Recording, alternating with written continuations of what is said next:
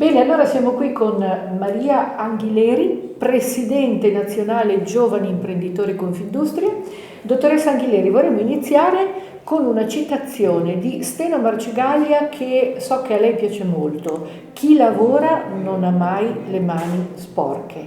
In un'epoca di grandi sconvolgimenti, di passaggio generazionale nella leadership, cosa è stato più difficile?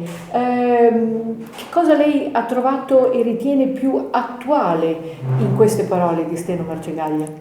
Buonasera, io penso che sia fondamentale rimettere il lavoro al centro, che è il primo modo per creare valore non solo per le nostre aziende ma anche per le comunità in cui le nostre aziende operano, perché le aziende non sono entità isolate ma sono comunità nelle comunità.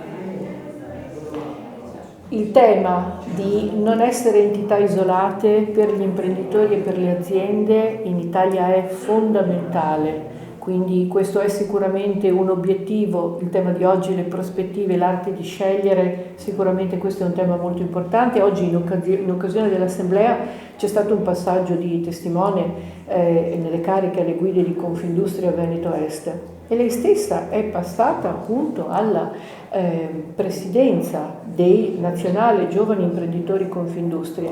Qual è il suo programma? Quali sono i suoi obiettivi? Persone, imprese, Europa, rimettere al centro sicuramente i giovani e le donne. Sono molto orgogliosa che per la prima volta nella mia squadra ci sono come vicepresidenti tante donne quanti uomini, questo vuole essere un segnale concreto.